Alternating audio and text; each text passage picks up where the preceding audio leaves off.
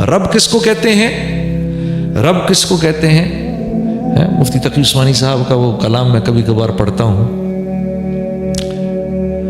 محبت کیا ہے؟ دل کا درد سے معمور ہو جانا. محبت کیا ہے؟ دل کا درد سے معمور ہو جانا. متاع جاں کسی کو سونپ کر مجبور ہو جانا. ہاں، اپنی خوشی نہ خوشی کسی کو سونپ کر مجبور ہو گئے. بیٹا میں جانتا ہوں یہ تیری پسند کی چیز ہے، بیٹا میں جانتا ہوں بڑے عرصے سے تو مانگ رہا ہے، لیکن میں کیا کروں، اللہ اور اس کے رسول کا حکم نہیں، بیٹا میں نہیں دے سکتا تجھے. ہاں، مجبور ہوں میں. اپنا بھی دل چاہ رہا ہے، اکلوتا بیٹا ہے، اکلوتا بچہ ہے، رو رہا ہے، آنکھوں میں آنسو ہیں، مجھے چاہیے مجھے چاہیے، لیکن نہیں بیٹا نہیں بیٹا، تیرے آنسو برداشت کر سکتا ہوں. ہاں، تو کیا تیرے جیسے 100 ہوں آنسو برداشت کر سکتا ہوں، لیکن اللہ کا حکم نہیں توڑ سکتا، بیٹا میں مجبور ہوں. ہاں، تو متاع جہاں یہ محبت کی نشانی ہے. متاع جہاں کسی کو سونپ کر مجبور ہو جانا. ہاں، جب ہم کہتے ہیں نا رب ہے اللہ میرا رب ہے، تو پھر کیا ہے؟ اللہ من چاہی نہیں چلے گی، رب چاہی چلے گی. ہاں، لا الہ الا اللہ کا مفہوم کیا ہے؟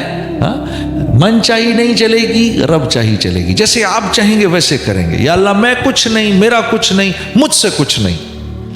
یا اللہ آپ کا سب کچھ، آپ ہی سے سب کچھ، اور آپ ہی سب کچھ. ہاں جی، تو اس نہج پر اللہ چاہتے ہیں ہم آ جائیں.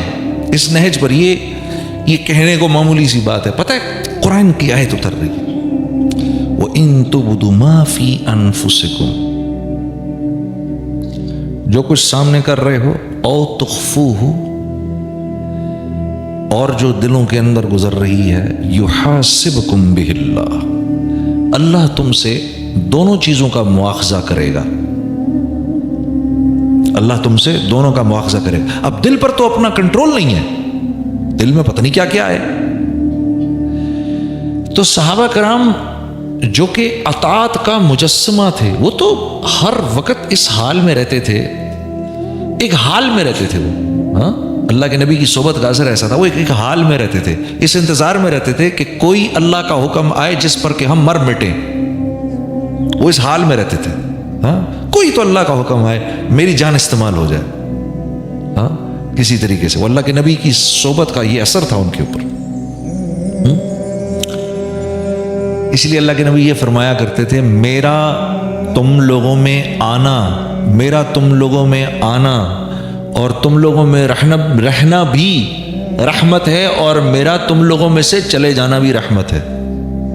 ہاں، کیونکہ دیکھو نا، اگر سورج ہر وقت چمکتا رہے، ہر وقت چمکتا رہے سورج، اور رات ہی نہ ہو، تو پھر ایک وقت آئے گا سارے درخت جل جائیں گے. ایسا ہی ہوگا نا. ہاں، صحابہ پر اب وہ حال آنے والا تھا اللہ کے نبی صلی اللہ علیہ وسلم کی صحبت کی وجہ سے، کہ اب وہ اپنے دنیا کی اتنی بے رغبتی آ گئی تھی کہ کپڑے پھاڑ کے جنگلوں میں نکلنے والے تھے. تو یہ بھی مقصود نہیں ہے. ہاں، مقصود تو دنیا میں رہنا ہے نا. اس لیے اللہ کے نبی فرمایا کرتے تھے، میرا تم لوگوں میں رہنا بھی رحمت اور تمہیں چھوڑ دینا بھی رحمت ہے. ہاں، تو اب صحابہ کرام گھبرا گئے، یا رسول اللہ، اپنے عمل پر تو چلو زور ہے کسی کا، دل پر کیا زور؟ تو آپ صلی اللہ علیہ وسلم نے کیا ارشاد فرمایا؟ آپ نے کیا فرمایا؟ تو تم کیا کہنا چاہتے ہو؟ جیسے بنی اسرائیل نے موسیٰ سے کہا کہ اس حکم کو مانیں گے، اس کو نہیں مانیں گے، تم بھی یہی کرنا چاہتے ہو؟ تم کہو سمعنا واطعنا غفرانک ربنا والیک المصیر. یہ بولو تم لوگ، ٹھیک ہے اللہ تیرا حکم آ گیا، سن لیا ہم نے، سمعنا، اور اب اس کی اطاعت کے لیے ہم تیار ہو گئے. غفرانک، یا اللہ معاف کرنا، اگر کوئی کمی بیشی ہو جائے نا معاف کرنا، اور معافی تیرے سے اس لیے مانگ رہے ہیں کیونکہ تیرے پاس آنا ہے ہم نے. تم یہ بولو. صحابہ نے کہا سمعنا واطعنا غفرانک ربنا والیک المصیر. اس پر اللہ رب العزت اتنے خوش ہوئے کہ یہ اس آیت کا حکم پھر اللہ نے مسترد فرما دیا، لا یکلف اللہ نفسا الا وسعها. نہیں، ہم تو بس دیکھ ہی رہے تھے تم لوگوں میں کتنی محبت ہے، ہم کسی جان سے ایسا عمل نہیں مانگتے جو اس کے بس سے باہر کی بات ہو. ہاں، اللہ تو اللہ ہے. ہاں، صحابہ کرام کیسے ہی کیوں نہ ہو، بہرحال اللہ تو اللہ ہے. ہمارے لیے مثال ہے، ہمارے یہ بات ایک مثال ہے. کہ ہم تو عام حکموں کو سن کے ہم کہتے ہیں یہ کیسے کریں گے. صحابہ نے تو جو ناممکن احکامات تھے ان کے بارے میں بھی کہا سمعنا و اطعنا، یا اللہ ہوتا تو نہیں لگ رہا لیکن کیونکہ آپ کا حکم ہے کریں گے. اور یہاں ایک بات اور عرض کر دوں، اللہ کے نبی صلی اللہ علیہ وسلم کے ارشاد کے مطابق ایک صحابی آئے، یا رسول اللہ میرے دل میں کبھی کبھار ایسے خیالات آتے ہیں کہ دل کرتا ہے کہ جل کے کوئلہ ہو جاؤں. تو آپ نے فرمایا دل کے خیالات پر اللہ نے اپنا حکم مسترد کر دیا ہے، کچھ بھی سوچتے رہو کوئی فرق نہیں پڑتا. کتنی آسانی ہے ہمارے لیے، ہاں کتنی آسانی ہے. اور اللہ کا خوش ہونا دیکھو پھر کیا ہمارے لیے فرمایا، چلو یہ مانگو میرے سے. ہاں ربنا ولا تحملنا ما لا طاقت لنا به، ربنا ولا تحملنا ما لا طاقت لنا به واعف عنا واغفر لنا وارحمنا لنكونن من الخاسرین. ہاں اب مانگو میرے سے، کیونکہ تم مان گئے. کیا اللہ کا نظام ہے، کیونکہ تم مان گئے، میری منشا پر آ گئے، جو میری منشا تھی اس پر آ گئے، باوجود اس کے کہ عمل نہیں کیا. تمہارے دل کی نیت سے ہی ہم اتنے خوش ہوئے، اب تمہیں دینے کا ارادہ ہے، اب مانگو یہ مانگو یہ مانگو یہ مانگو یہ مانگو، سب دے دیں گے.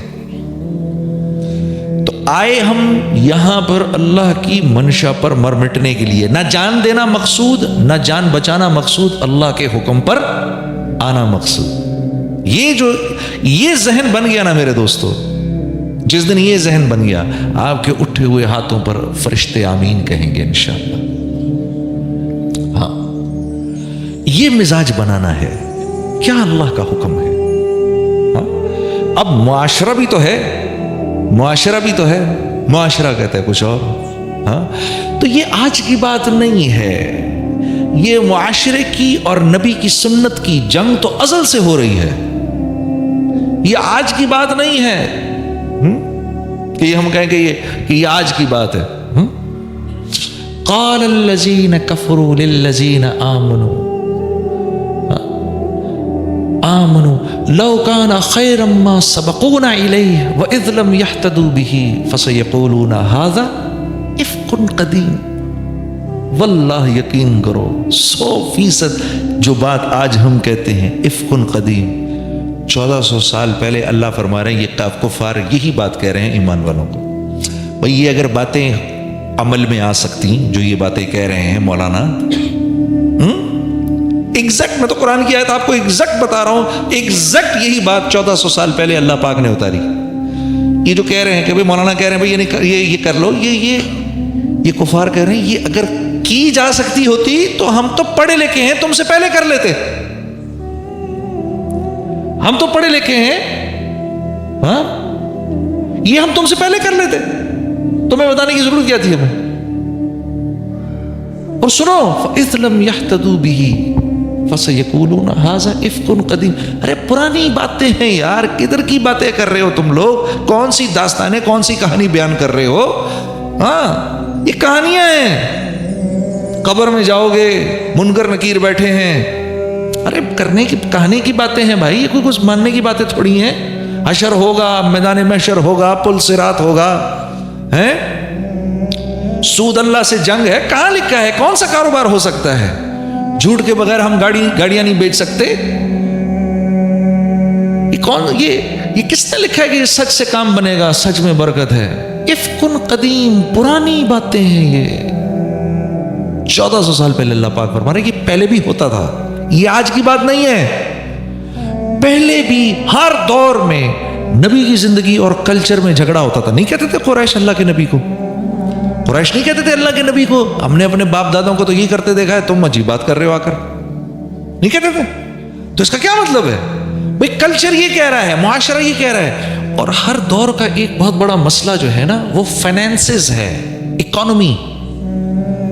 کیوں نہیں مانتا تھا ابو جہل؟ کیوں نہیں مانتے تھے ابو سفیان؟ کیوں نہیں مانتا تھا؟ یہ کیوں امیہ بن خلف کیوں نہیں مانتا تھا؟ امیہ بن خلف کیوں نہیں بات مانتا تھا؟ یہ عتبہ کیوں نہیں بات مانتا تھا؟ وہ یہ دیکھتے تھے 360 بت ہیں مکے کے اندر، کعبے کے اندر 360 بت ہیں، اور ہر بت کو پوجنے والا ایک قبیلہ ارد گرد میں رہتا ہے، اور وہ سال میں 2-3 دفعہ ادھر آتا ہے، آ کر اپنی خرچے کرتا ہے، ہماری بکریاں خریدتا ہے، ہمارے کپڑے خریدتا ہے، ہمارا مال خریدتا ہے. بھئی ہماری کاروبار چل رہے ہیں ہمارے اس سے یار. اور یہ کہہ رہے ہیں اللہ ہے تو ایک ہے اور وہ بھی جو کہ نظر نہیں آ رہا. جو کچھ سنا گیا اللہ پاک اس پر عمل کرنے والا اور آگے لوگوں تک پہنچانے والا بنائے.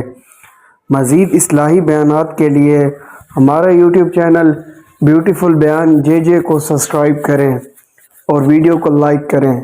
جزاک اللہ خیر.